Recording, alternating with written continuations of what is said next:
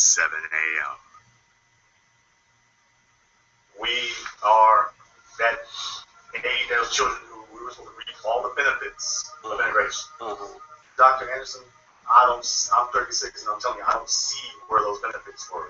Generational wealth, the legacy, institutions, the organizations that white kids have or even Asian kids have.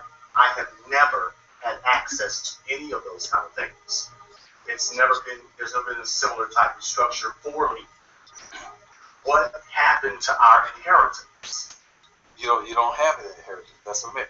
If you don't have any wealth, what are you passing on? But see, we've spent most of our lives focusing politically on things that are not inheritable. See, when the civil rights movement started, you talk about your integration years. Is your product of an integrated generation? What did your generation focus on? You focus on welfare, food stamp, public housing, okay, civil rights, social integration, preferential treatment, getting a job. How do you inherit those things? What's there to inherit? And a typical white person right now, as an example, wealthy, they live on 87% of their income comes from unearned income. They're getting it from unearned income. They're getting it from Wall Street, from the stock markets. They're getting it from rental payments, from property owners. They're getting it from trust accounts. They got unearned income coming. Where is your black unearned income? What's that? Food stamp, welfare, unemployment compensation? Where are you going to get unearned income from? And they keep telling every black generation integrated into it that you've inherited something. What have you got to inherit? What black family is passing on in the resources, in the wealth to their children? See, and so that means that, so what I'm saying then is that every white child at birth, he hits this earth, in his community, in his church, in his family, in his neighborhood, in his school, in his race, with 87% of what he needs to be successful in life. He can reach out, unlike you just said, at any time and touch what he wants. He can go down the street and find banks. He can go find people that's in business. He can get cousins and relatives as professional people. He can touch it anytime he wants to. The 87 average white kid comes in with 87% of what he needs. You as a black person, you come in with zero. You come in with zero. You got to compete against a white child who has 87%. You come in with zero. So what they're going to tell you is that that's okay. You just got to run fast and jump higher. And that's not fair to black children. Black people have to learn that you got to start developing wealth and resources and pass it on to these children so they can be at least competitive. And quit focusing on this waste of time stuff about something that's irrelevant that you can't measure. Oh, I'm leaving my kids some hope. I'm giving him with a good mind. I'm giving him with the blessing of a family. Now, all that stuff. No, he needs something to compete against that guy that got 87%.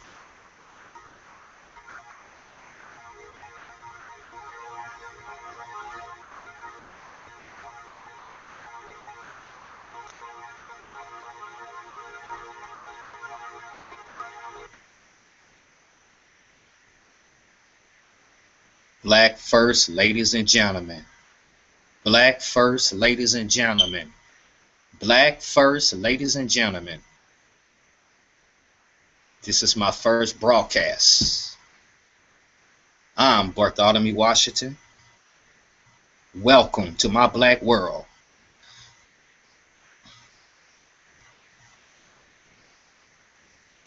I'm not accepting any chats.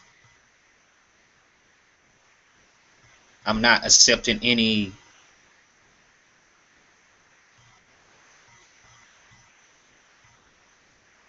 conversation in the chat room.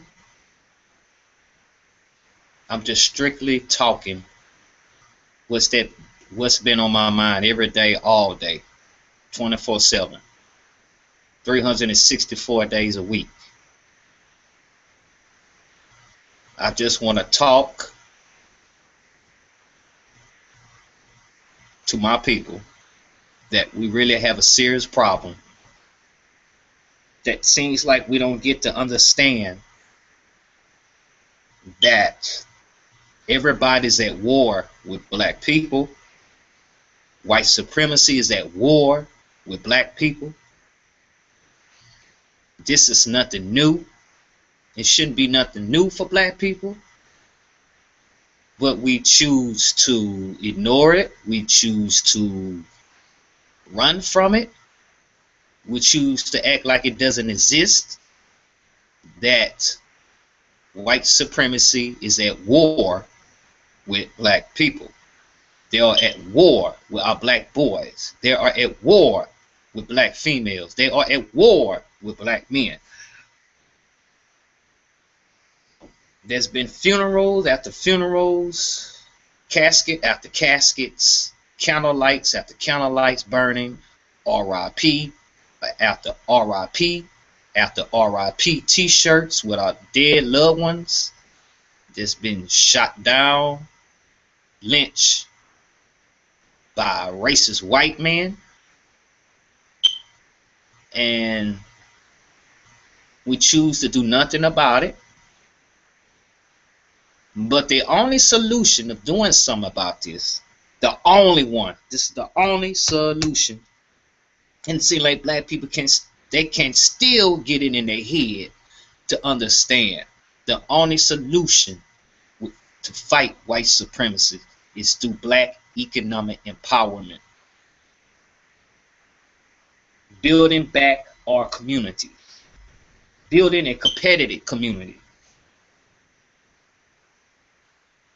See, a group's ability to compete is determined by its internal cohesiveness and self-interest.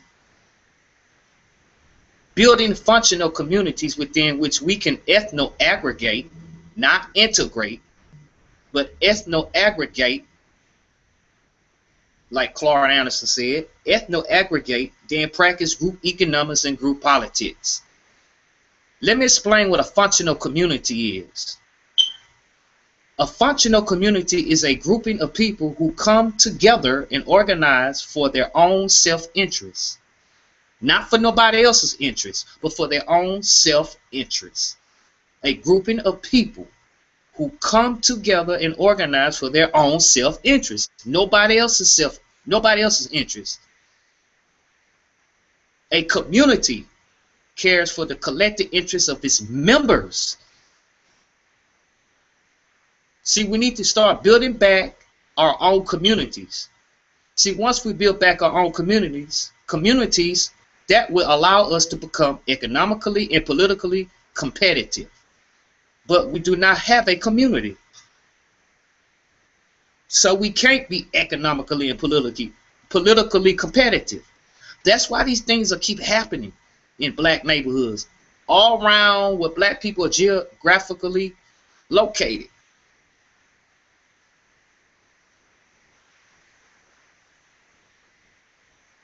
Building back our own communities through black economic empowerment is the only solution to be economically and politically competitive. See, historically, societies were built upon three institutions that serve as pillars: the family, the church, and the community. See, black people in America, black people in geographical areas don't have a solid foundation of communities upon which to begin empowering.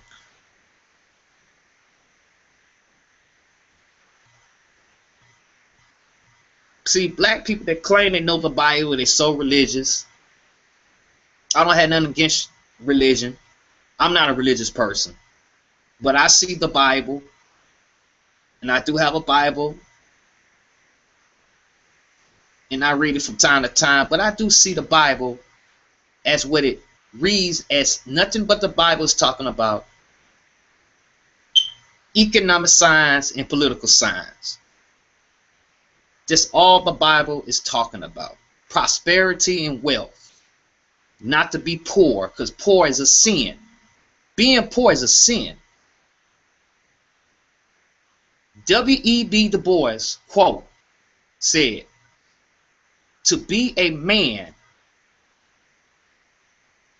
that is poor is hard, but to be a race that is poor in the land of dollars, that's hardship." to be a race that is poor in the land of dollars, that's hardship. So in the Bible, let's use Moses. Like I said, I see the Bible as prosperity and wealth. That's how other ethnic groups see the Bible. Look at the Jews, for example. How you think they're able to get wealth and prosperity? They use Moses as an example. See, like Moses,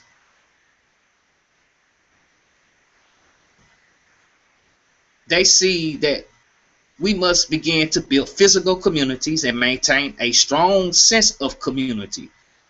This was the Moses' vision, to build a physical communities and maintain a strong sense of community. See, Moses used his vision of the promised land to mobilize his people for a 40-year journey to a land upon which Jesus built, which Jews built functional communities such as families, religious institutions, commerce, schools, and a strong sense of a community.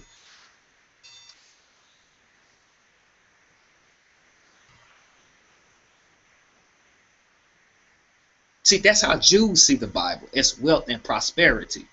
They built functional communities for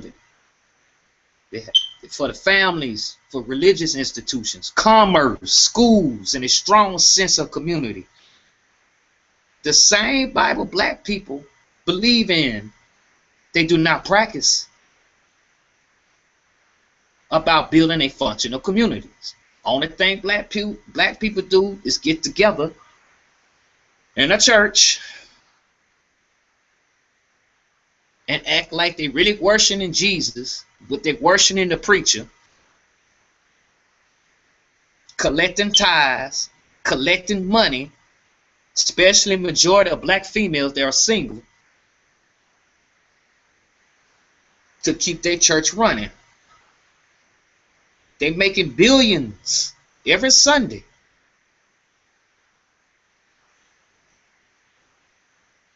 Off of black people's money, off our ignorance and of our low self-esteem.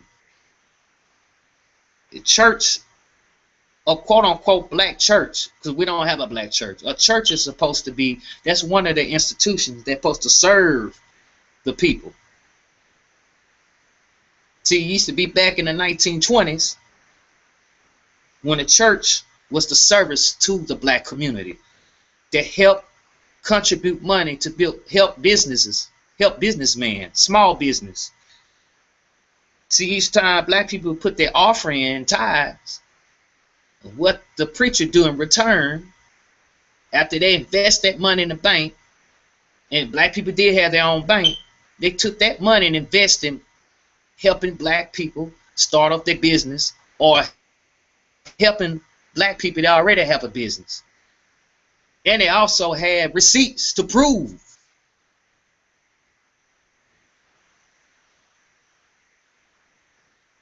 But these Negro preachers don't do that. They're just looking for their own self-interest, not for the interest for black people. I'm not saying all preachers, but majority of them. But anyway, let me get back. That's how Jews are able to be wealthy and prosper. They undertook the concept of Moses, the same thing what Moses did. Building a functional communities. W. Du Bois at that time in the 20s, in the 1920s, said that the color line would be the problem of the 20th century. Now we're looking at the new millennium. Now the problem since W. Du Bois in the 21st century is about the community boundary lines. Not so much of color lines, it's the community boundary lines, territory lines. See, across America, groups are aggressively seeking territory or communities in which they can store their wealth, resources, and political power to enjoy the preserve for their future generation. For example, Spanish-speaking Europeans that come here to America. They're assembling their economic and political intentions behind their Spanish language and culture by using both to capture territory, rights, and political base within the U.S. See, they practice in seeking territory and communities. See, they are coming to this country to get ahead, not to get along. I'm going to say that again. Any other, the immigrants that's coming in, non-black, when they come into this country, they get ahead, not to get along with anybody. They're coming to compete. They are coming to get ahead, to compete economically and to find wealth and fortune. They committed themselves to competing with any and all groups, economically and politically, on the behalf of themselves, their families, and their native countries, not with nobody else. They're not here to get along with you black people. They might pretend to smile because black people still stuck on this multiculturalism, assimilationism, and integrationism, all these isms. We still hate our blackness. We avoid our blackness. We choose to get along with anybody that's non-black but with ourselves, or people that look like us. And when you have these people coming in not trying to be your friend, they pretend at the same time they're collecting your dollars. They care nothing about you black people. I'm not hating nobody. I don't hate anybody. I just have the love for my people. I don't hate anybody. They have the right. They're doing what they got to do. It's time for black people to focus on black people. Stop focusing on anybody or any foolishness or nonsense that get our attention. Nonsense. Because black people they easily get attention. Or we like to get attention, or we're easy to get attention. Everything is take focus off anything that's constructed, has a constructed agenda, but anything that's non-constructed that gets our attention, we all buck at it and happy and cooning and buffoonery. Here's football season coming back. That's gonna get a lot of black males' attention. Every year, football season. It's like white supremacy has this set because they know black males. Besides whore attention, football season, then basketball season, that gets our attention. Instead of putting all our attention in building, instead of having our attention on power, wealth, and influence, our attention is on nonsense. But in a way,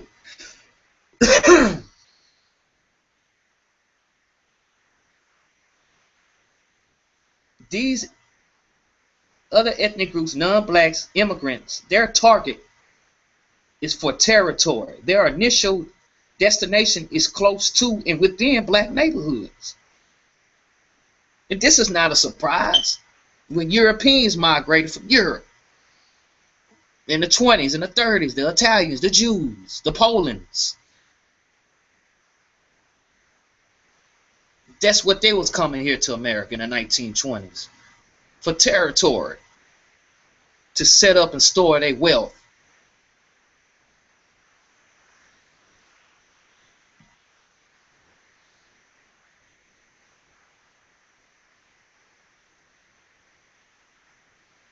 And then they began to practice ethno-aggregation, not integration. Claude Anderson say they come here to practice ethno-aggregation, not integration, not trying to get along with everybody. They bring in and aggregate their families and others from their native lands. Then they develop more businesses in black neighborhoods as they capture territory. Then they establish powerful economies and political organization, along with or behind their economy and political organization, using their ethnic culture and language and religion.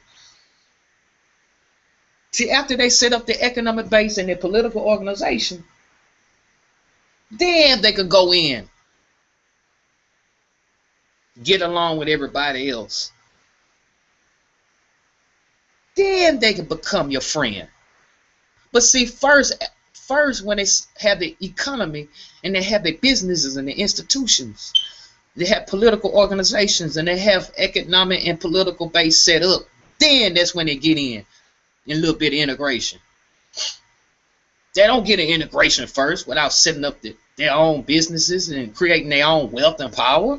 Only black people do that. We still too busy integrating, trying to get along with everybody else. But we don't even have a community. We don't even store. We don't even keep. We're not acquiring wealth and power and resources at all. We got the money. The problem is, everybody else is getting our money, but us. Our disposable income is going right out the black neighborhood as we speak right now. Black people's money, the annual disposable income as we speak right now, every second, every minute, is going out the black neighborhood right now to non-black people.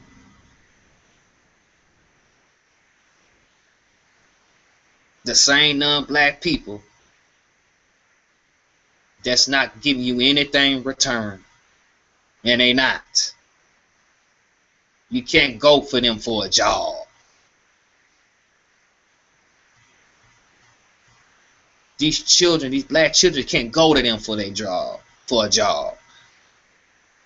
They don't look like them.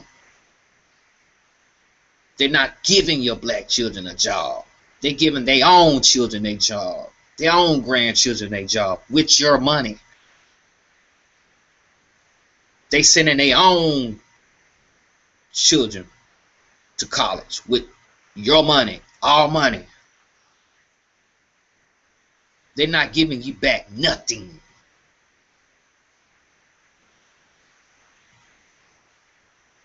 These other people come here. They mean business. White supremacy mean business.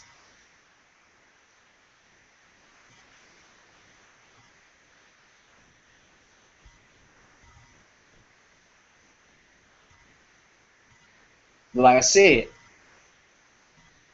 they've been doing this for years. Every immigrant that came to America, from Europeans, the Koreans, the Asians, the Vietnamese, Cubans, they all come in with the intent to take territory, to set a niche, not to be your friend, not to integrate with you, not to get along with you. They come here with the intent to set up shop, and they ain't stopping. The immigration, the immigrants is not stopping. They can't stop these people from coming over here. When you got wealthy white men that's paying their way in.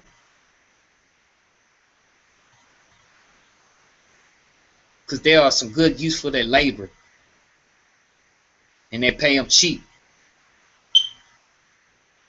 Black folks' labor is obsolete. Only job black person get is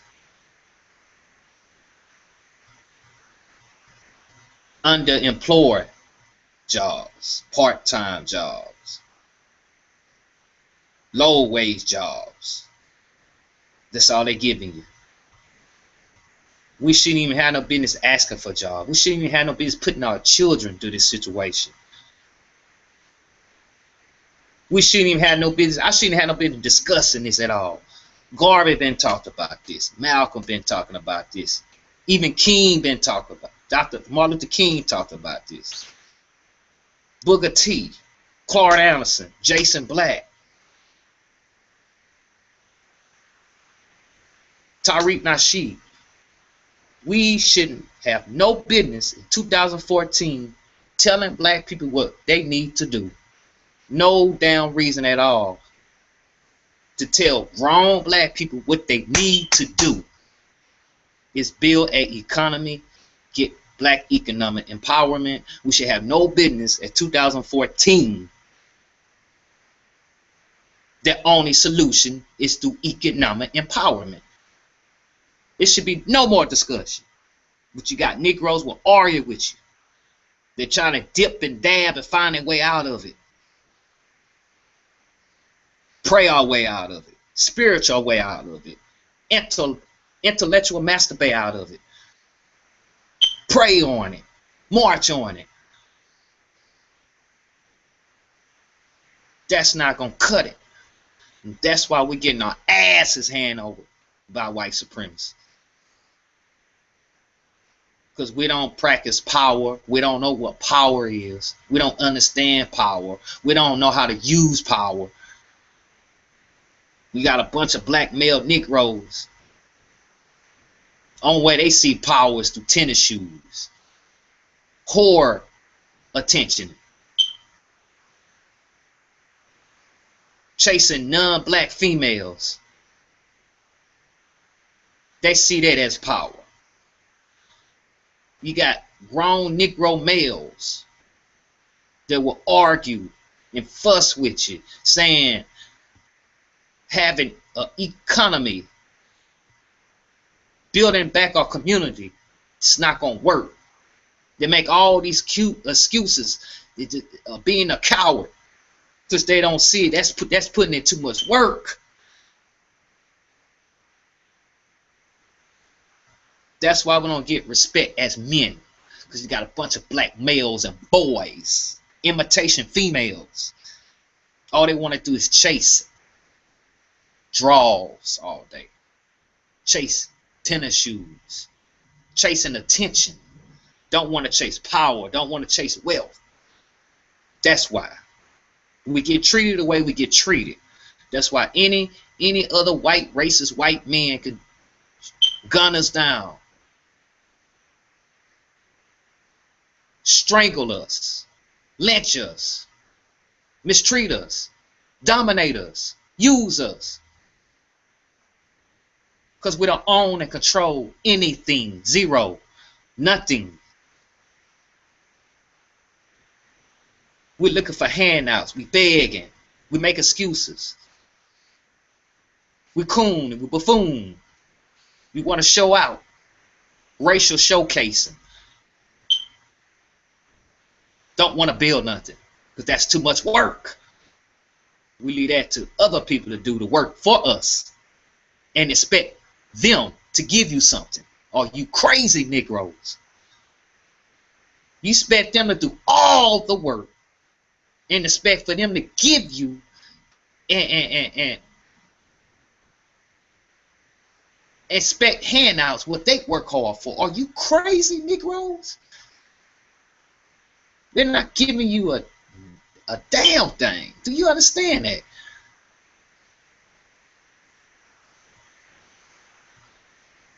We live in the world that runs on money, runs on dollars. We live in a world of capitalism. That's some Negroes have a problem with the word capitalism. But that's only for white men. Black people shouldn't be involved in capitalism. Only black people cannot be involved in capitalism. Everybody else can. That's why we're getting our ass kicked. I'm a capitalist. Not a Democrat, not a Republican, not a Christian, not a Muslim, none against religion. I'm not a religious person. I'm not an integrationist. I'm not a segregationist. I'm all about aggregation. I'm all about aggregation. I'm a capitalist. Because we live in a world that evolves and runs on money. Point blank, period. Ain't no way out of it.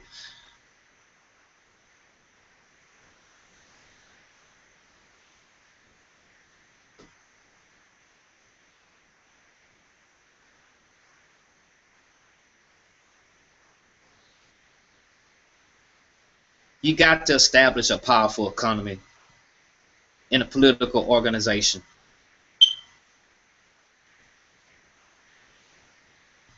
Non-black people and immigrants use a sense of community, not a sense of integration, not a sense of multiculturalism, not a sense of assimilating. They use a sense of community.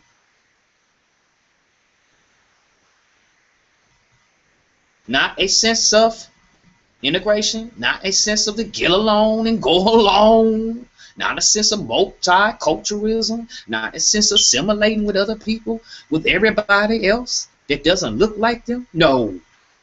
They use a sense of community for their own self-interest to build a social economic power base.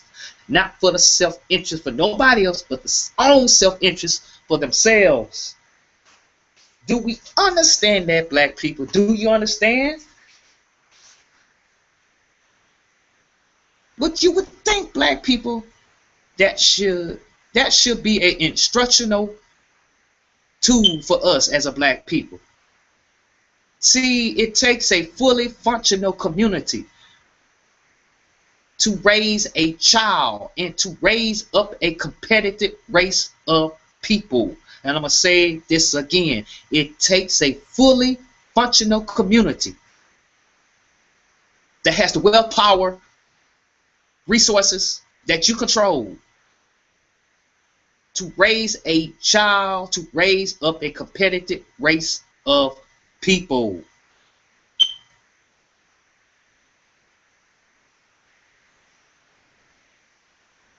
It takes a competitive community to be able to compete. Not a neighborhood, not a ghetto, not a hood, not a whorehouse. It's not going to cut it to compete against other groups, other ethnic groups, non-black people. When you have a ghetto and a hood, I like to prefer it, reservations. Don't have a community. You don't have stored wealth, resources, and power, and political organization, an economic base and a political base at all.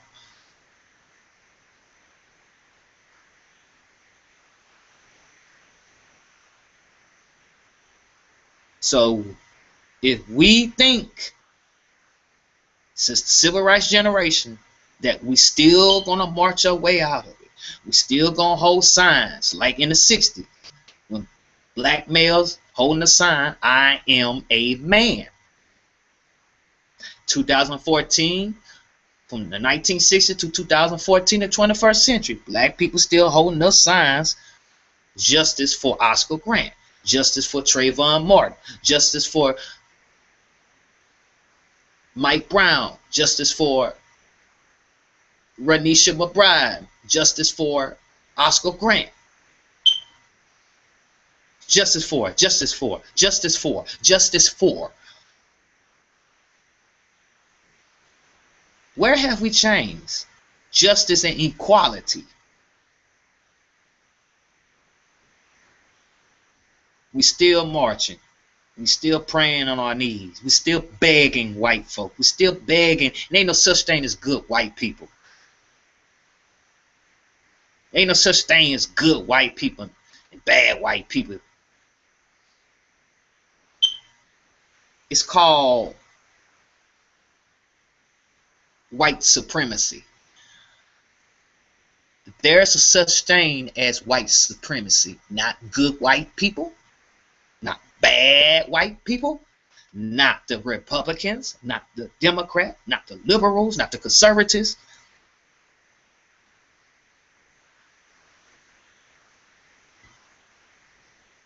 Not America, not the government. It's called white supremacy. Whether you Negroes don't want to get it in your head, you don't have to, because they letting you know they are at war with you. Shooting your son, your unarmed black son, broad daylight. Anytime they get ready and get away with it. The judicial system, the law enforcement, all of that is white supremacy in one. Non-black people are now classified as whites under the system of white supremacy. Those that are classified now as white, been classified as white. Ain't no such thing as a black and brown coalition. Ain't no such thing as a black Latino problem. It's only a black problem, and I'm going to say this again. Ain't no such thing as a black/Latino problem. Ain't no such thing as a black and brown coalition. Because these brown people, quote unquote, these so-called Latinos, they are classified as white. They was already white. They ain't nothing but Spanish talking Europeans. That's all. I don't want to use the word Hispanic or Latino. These are people, they nothing but Spanish speaking Europeans. That's all they are. European that talk Spanish. That's all. You got Europeans that talk Italian. Europeans that talk Polish, German, Australia. That's all they are. They're not Hispanics, but that's white supremacy term. It's a trumped up, coined up word they came up with. Because you had Africans that talk Spanish, so they want to so they don't have to classify themselves as Africans because they speak Spanish, a slave master's tongue, which is not their language. But that's why they bring in white supremacy or something else. That's why they came up with the word Hispanic. And still don't know what the hell is a Hispanic. What is a Hispanic? Where? What? When? Where it come from? A Hispanic. It's not even a race. All these words, you watch when white supremacy use words. Listen to the white media. Listen to when you conversate with white people. Watch the words they say. Word is a key to consciousness. Watch the words and the terms they use. So black people don't pay attention to it. We like to grin and smile like a chess cat and buck our eyes every time white folks come in our presence. We don't understand. We don't hear the words they use. They talking about you, nigger.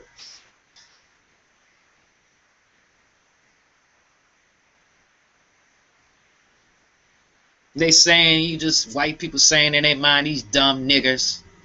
These dumb niggers, they don't never get it. They ain't never gonna get it.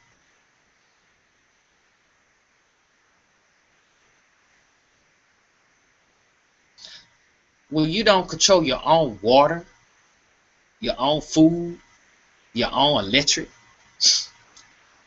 you become a dying race. These are the main necessities. You got to have water, you got to have food, you got to have electric. We don't own and control none of that. Detroit, New Orleans,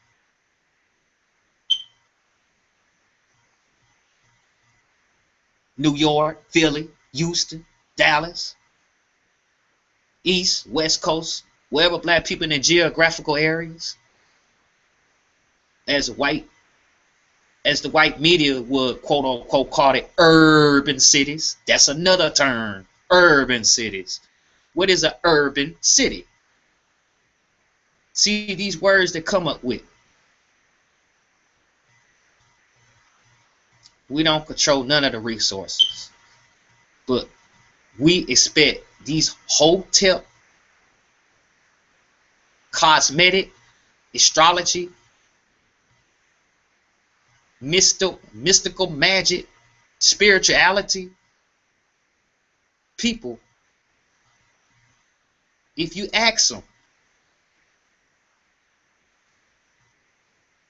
what do they own and control? What have you built? You ask an average hotel. Ask them. They can't prove what they built. They don't even know what to do. They can't tell you how to build anything. They can talk about pyramids. But can you build me a pyramid? Can you build one now? Can you build a pyramid now? Talking about something that's 10,000 and thousands of years ago. Can you build a pyramid right now?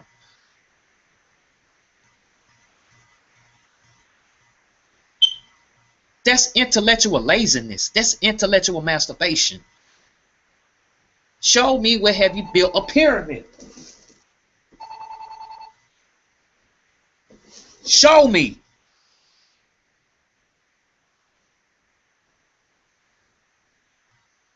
They can't show you.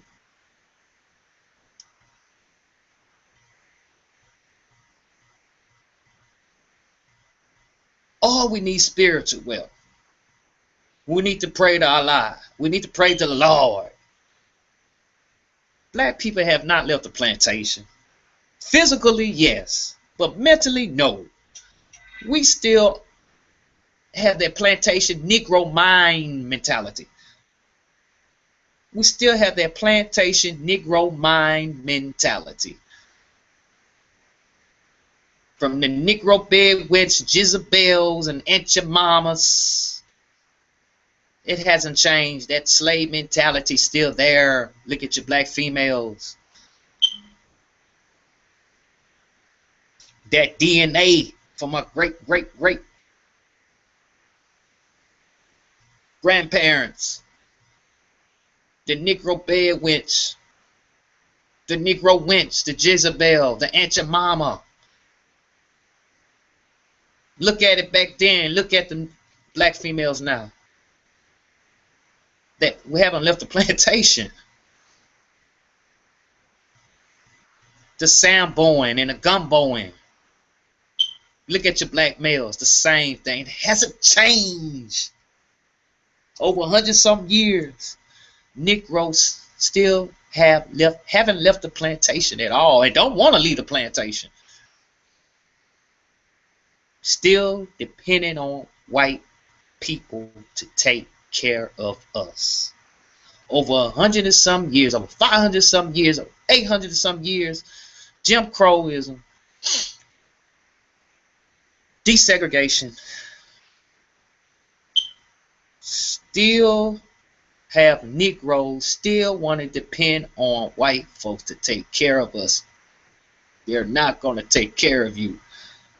They're proving that every day they're not going to take care of you. You got white men, white KK clan in uniform, mob attack white men that's gunning your sons and beating up the black females and gunning and killing these young black boys, murdering black men in your neighborhood. In your neighborhood. Anytime they get ready, they can come down and come beat up your mammy, come beat down your grandmother, and shoot down your son. And you got a bunch of grown black males that's not going to do anything. Why? Because they haven't built anything. Why? Because they know they're boys. When the white men come into prison, they become boys. They come imitation females. They act like imitation females. They don't stand up. But when you raised with a bunch of females, that are the handmaidens of white supremacy. You have a majority, a bunch of low self-esteem black females that listen to black feminists telling them they don't need a man. They could be independent. They don't need a man.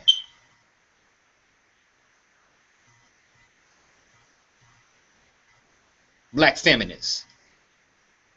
The handmaidens of white supremacy. The Negro bed wench.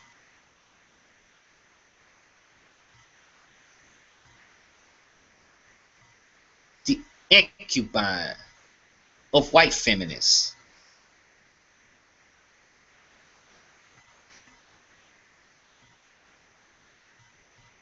We'll use the word black.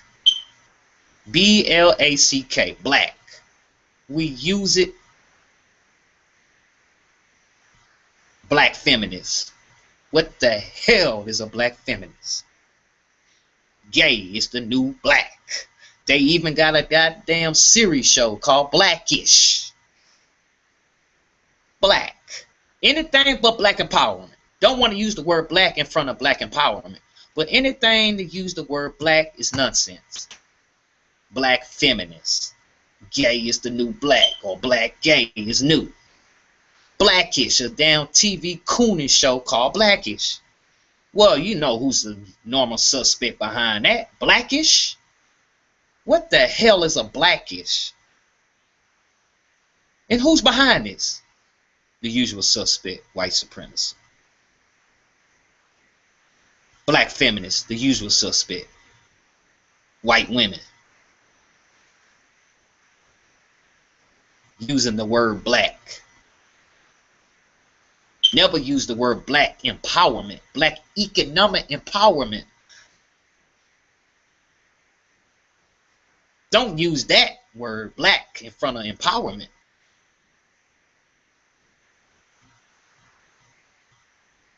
Not black first, not black empowerment. But they use it for black feminists, black gay, black church.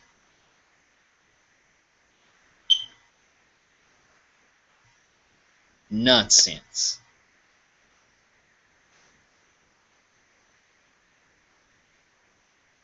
So, do we understand?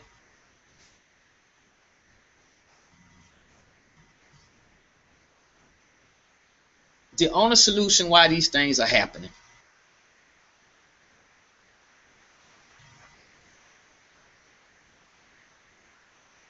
The miseducation, the incarceration, medication, miseducation.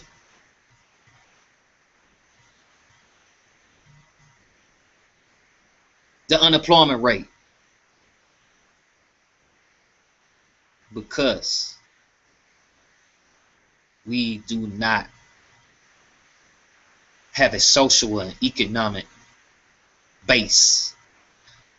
We don't have a community.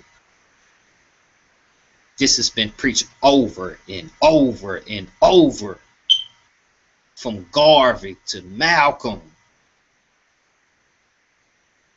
Clark Anderson, Dr. John Hendrick Clark, Tariq Nasheed. Got to give a shout out to Tariq Nasheed. Hidden Colors 1, Hidden Colors 2, Hidden Colors 3. Y'all need to go get Hidden Colors 3. Keep it on file. Keep it for your children. Sit them down. Sit your children down so they can watch Hidden Colors 3. Not watch cartoons. Get them away from that damn TV of cartoons. Get them away from the damn Xbox. These console controllers. These damn games. Get them away from that. Sit your child down, your grandchildren down. Get Hidden Colors 3 and let them learn something. Sit them down. Got to start them off early. Get them away from that damn TV. And a shout out to Jason Black First to that brother, with the 7 a.m. documentary that's coming out real soon. In all geographical areas, wherever black people are, get ready for the most anticipated documentary in the world. 7 a.m. movie. Shout out to Jason Black and the B1 Brigades and Professor Truth. Umar Johnson with the Academy, Frederick Douglass Marcus Garvey Academy. Support him so he can get to school, so we can get this black college, so we can teach our black boys how to be competitive. Academy, FDMG Academy for Black Boys. Got to learn how to start practicing group economics. And it can't just stop with Umar. It can't just stop with Tariq Nasheed. It cannot just stop with Jason Black. As black men, we must follow up. We must create our own. It's going to take more than Jason Black. It's going to take more than Tyreek and Umar. We're going to need more schools. We're going to need more documentaries telling our own stories. We're going to need more than ever before. This includes myself of stepping up. I created my own website.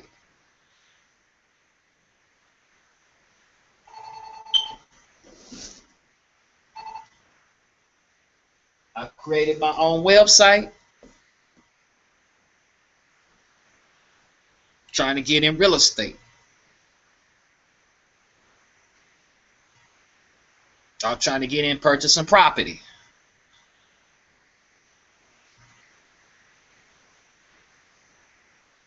I'm trying to invest in other projects. Researching and learning. No excuses, black men.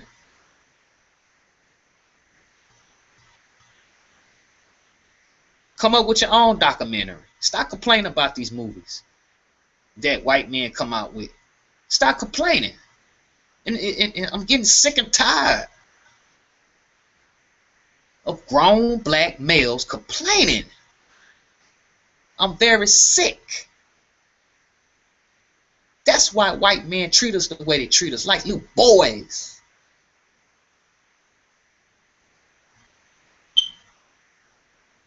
Like little children. And it goes for black females too.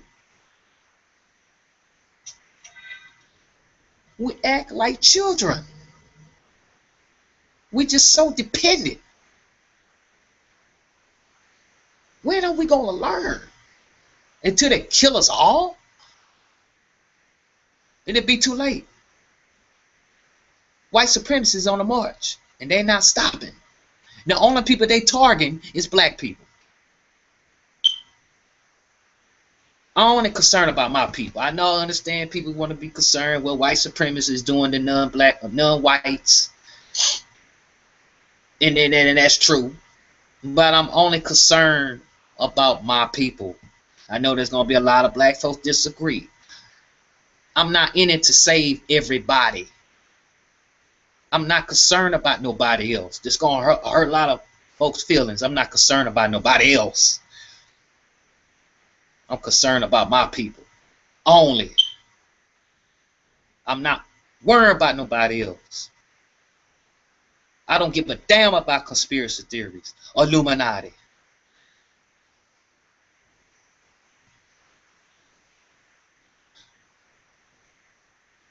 I'm not concerned what's going on with everybody else. Because everybody else is taking care of their own business. You think everybody else is concerned about black folks? You think the Asians, the Vietnamese, the Japanese, the Arabs, the East Indians, the Italians, you think they're concerned about our problems?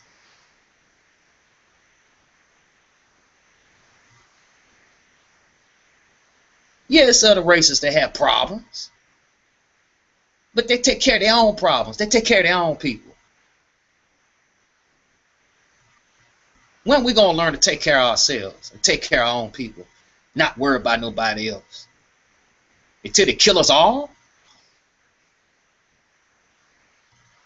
When are we going to learn this, black people?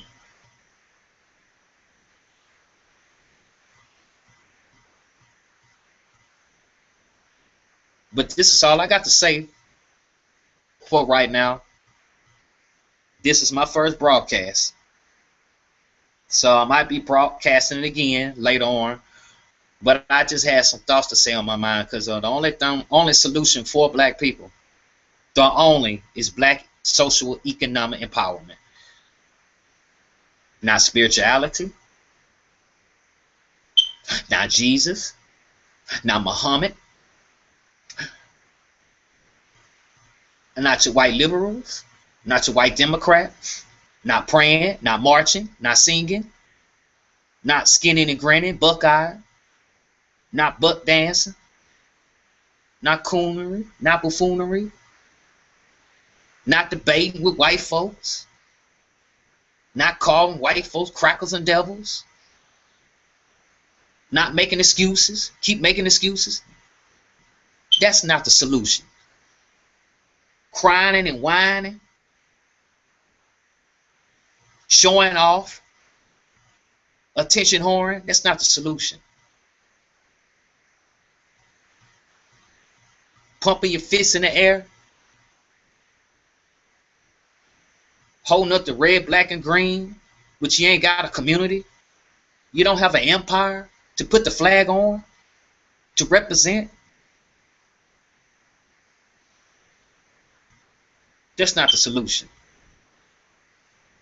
Controlling and owning resources, storing wealth, storing power and resources, getting back our community, practice group power, group economics, and group politics.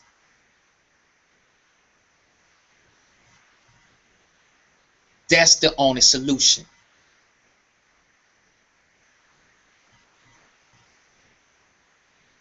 Like my man Jason said, black is power, red is the blood, and green is the dollars. I'm going to say it again, like my man Jason Black said. The red, black, and green. Black is power, red is blood, and green is dollars. That's your real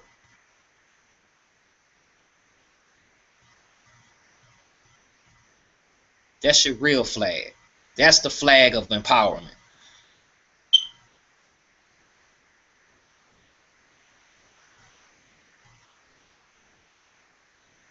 So until we learn, and this been told to us, and it's what makes me angry.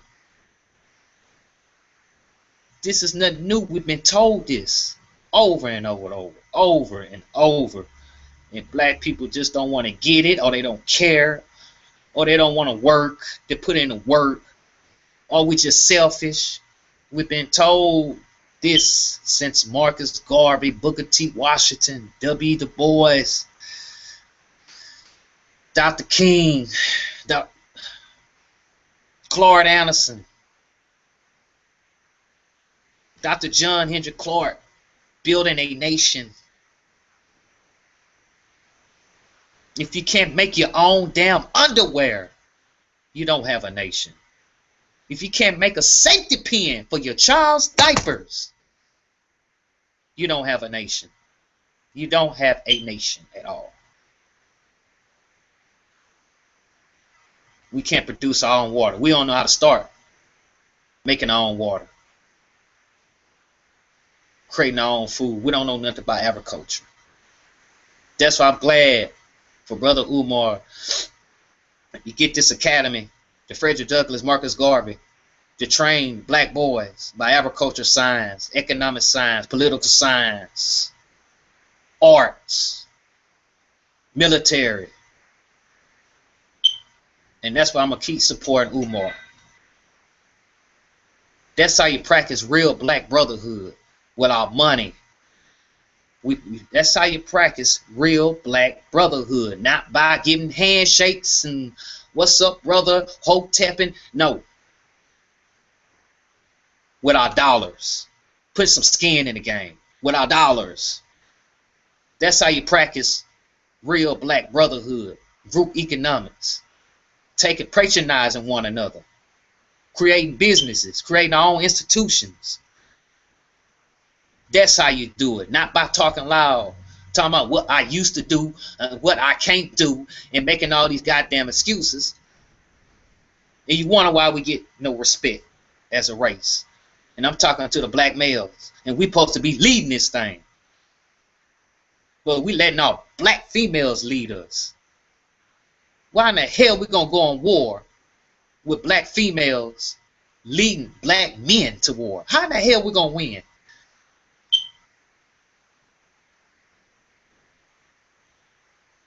It's just like a damn sheep leading a bunch of lions to war.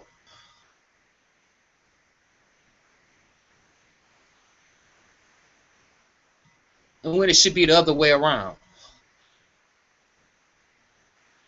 The only solution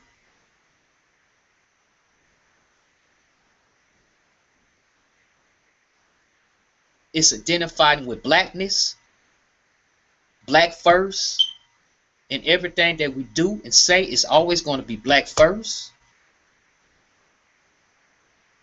Identifying with blackness, accepting who we are, learn to trust each other, practice ethno-aggregation, not integration, not multiculturalism, not assimilating, trying to get along with other people, learning their culture. Ethno-aggregation with each other as black people, putting our resources. The technology. You got immigrants, you got people, white and non-black people. They killing the technology. They create apps. They creating their own websites. They creating game consoles. And I'm reading article after article. People that are immigrants come in. They coming with a vision. They coming with an idea, creating their own apps, their own websites.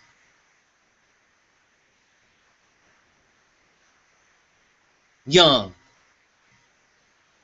Now you got a few young black people that's doing it.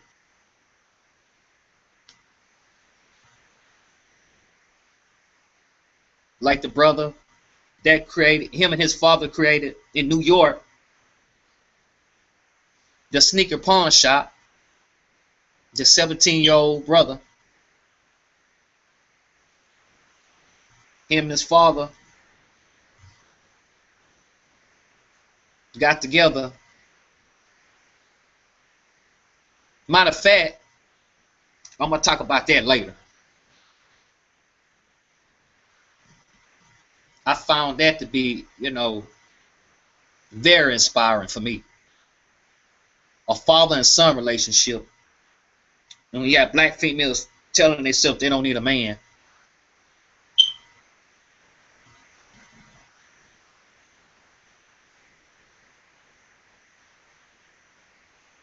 When a boy is being raised by a female with no father around, how do you expect to build a nation?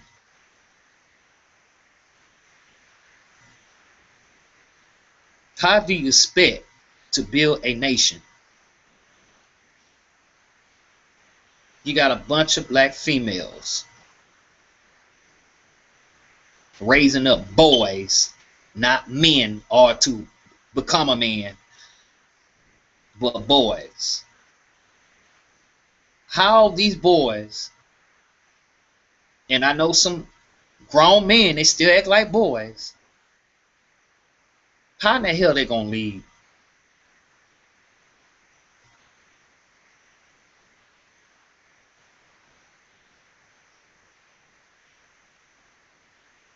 Black feminists. I still don't know what the hell is a black feminist. All these terms, these words.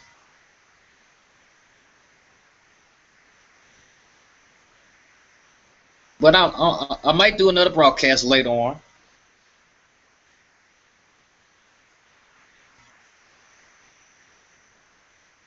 And basically my broadcast is going to be only talking about building back our communities. All that relationship gossip, not included. Talking about pyramids and spirituality, not included. Arguing and debating, not included. Talking about white folks and their crackers and devils, not included.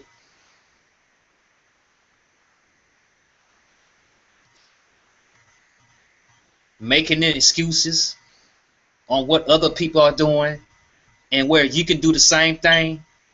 Negroes like that, not included. Talking about sports, females, relationship, or how to get a female, not included. That's why my broadcast is only going to be just talking. I'm not fit to get in the phone calling, all of that, in the chat room. I don't have time for that. I want to say what I got to say. Chit chatting back and forth, blah, blah, blah, blah, of whatnot. No. No, I want to say that needs to be said.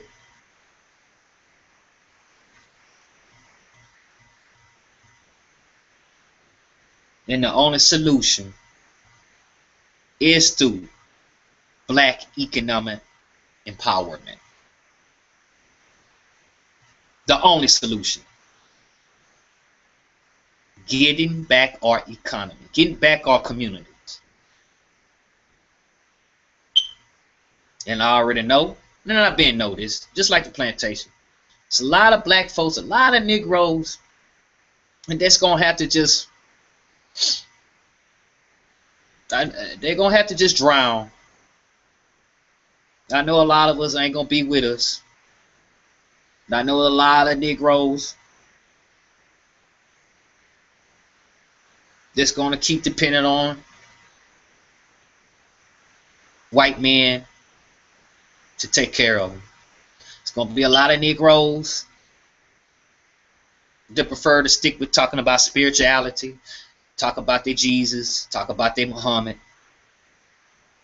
They don't want to build. There's a lot of Negroes that's not going to be with us. Only the few black people that do get it, these are the people I want to work with, talk to. Because just like what Harriet Tubman did, like she said, I could have freed 100 more slaves if only they knew they were slaves. Even back yonder, you had black folks that did not want to leave the plantation. They did not want to leave Massa. Harriet Tubman had to leave their asses.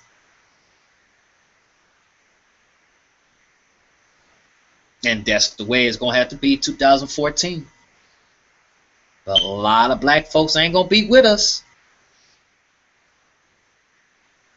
The only time they want to try to be with us when something happened to them. When you've been told, all of a sudden now you want real black folks to come to the rescue. It never fails. But you want to ignore black empowerment. You want to ignore about owning and controlling wealth, power, resources. That's boring to you.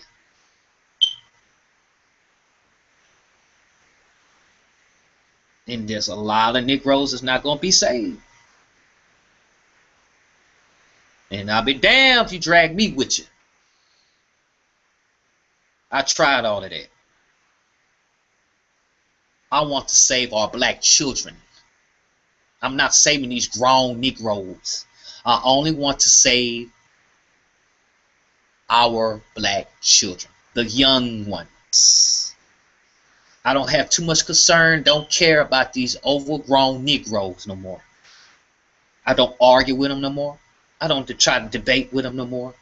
When you mention about black economic power, when you mention what do they own and control and what they pass on, they will argue you. They'll get to talking about the Bible. They get to deflecting. So I don't have time for them. You can't fix broken men, but you can build strong children. I think that was Frederick Douglass' quote. You can't fix broken men, but you can build strong children. So I'm not going to fix broken so-called men.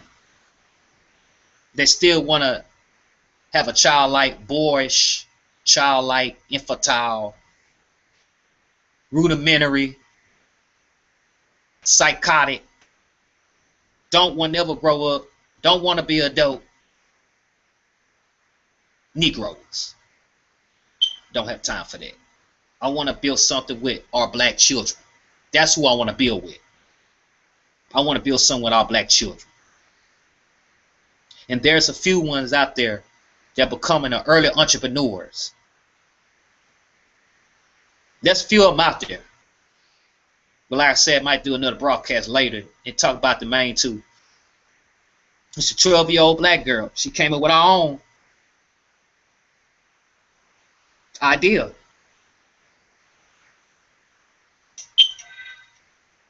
And like I said, the young brother, a 17-year-old black male, him and his father created a sneaker pawn shop. I will talk about that on the next broadcast. But that's how you get your entrepreneur. You get them, you start them young. That's how you start off building strong children, black children. When you have the support of your mother and your father, especially the father, that's why it's so important that every black boy's life and daughter to have a father, a real black father in their life. You got excuse? That's the damn clock. That's the clock. Ignore that sound. Let me know. That clock let me know every hour is an hour. So excuse that. I don't know if you hear it, but anyway. I'm only concerned by our youth, the black children. That's who I'm ready to build with. I'm through with a majority of these grown Negroes. So they can continue on the coon and buffoon. Yes, massa. Yeah, boss man. They can go right ahead. The few black men that do get it, and they are building, or starting to build, such as myself. See, I'm a small man. I'm not nobody big. But I just got love for my people. That's all. I'm not nobody special. I'm not trying to get recognized. I'm just whatever black brother out there that's down for the cause, especially for our black children, I'm down with it. I'm not down for entertainment or try to debate. I'm about helping building. Point blank, point, period. All this jealousy, crabs in a barrel. These Negro crabs, they're going to remain in that barrel. And I'll be damned, they're going to keep pulling me down. I let them Negroes stay in that barrel. That's where they want to belong, they stay there. They want to belong on a plantation, you stay there. The Jezebels, the Aunt Your Mamas, and the whores, and the sluts, I let them stay there. They want to remain on a plantation, the truth is the truth, let them stay there. I'm just calling for what it is. I'm not talking about them. Well, you talking about black people? I'm not talking about them. I'm speaking the truth. I'm telling you what I experienced. These Negroes is not going to change. Them. I've been around them. I was ignorant like that. I've been out there. These type of people, these type of Negroes is not going to change. The truth got to be told. I've been around the whorehouses. I've been around foul-mouthed females.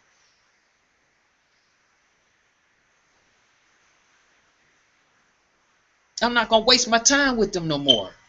I'm just calling for what it is. They're not going to build nothing. They're not going to help. How they going to fight white supremacy? How we going to build something?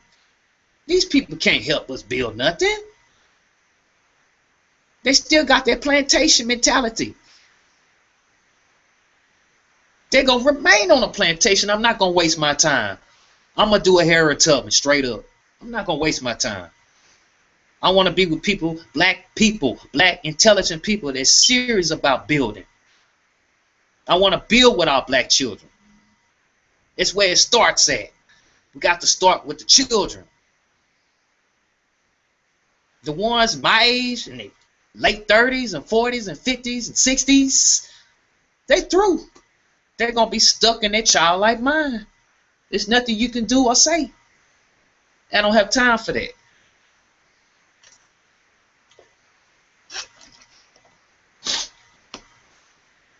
So that's all I really got to say for now. This is my first broadcast.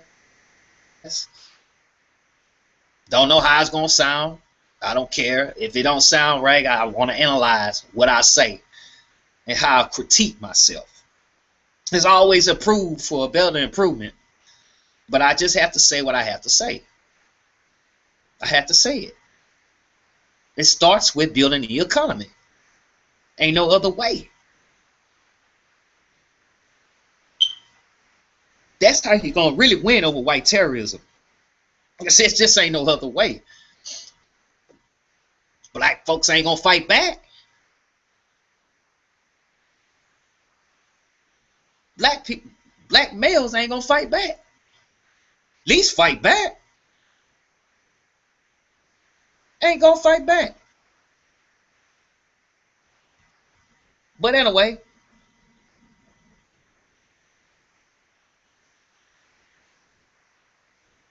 that's pretty much all I have to say. So I'll be back later. Black First Family, ladies and gentlemen, black people all over the world. I might return later on for another broadcast. This is my first one. Those who had a problem with what I say, that's your problem. I'm not here to be like anyway. I don't have friends. I'm not trying to make any friends. I want to build with real black people. Everybody else is not included. So you don't have to like what I say. And really what I say I don't think is harmful. So you can disagree, that's fine. Everybody has their little opinion. See, my opinion is the truth. So that's fine. And I'm not gonna argue, debate. That's why I'm just going to straight broadcast. I ain't finna do the chat room, none of that. I want to straight talk out. I don't have time to argue, debate, and try to tell what black people need to do. Argue back and forth. Argue back and forth. I don't have time for it.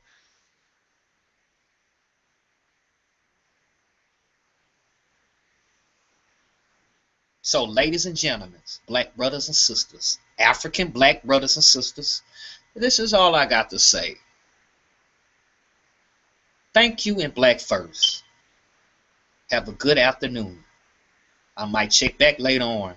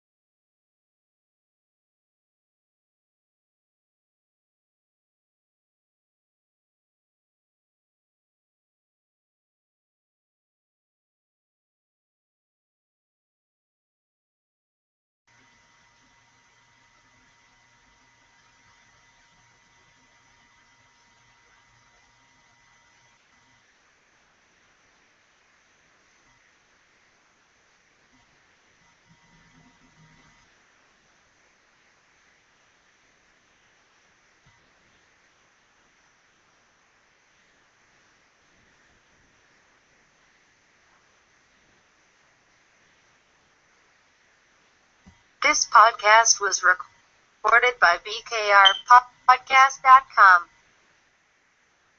Dr. Claude Anderson, I like to call him our fearless leader, the man with a plan. He's the only national leader, heads a think tank that is for blacks, by blacks. This is what he does. So you can get a chance to speak to Dr.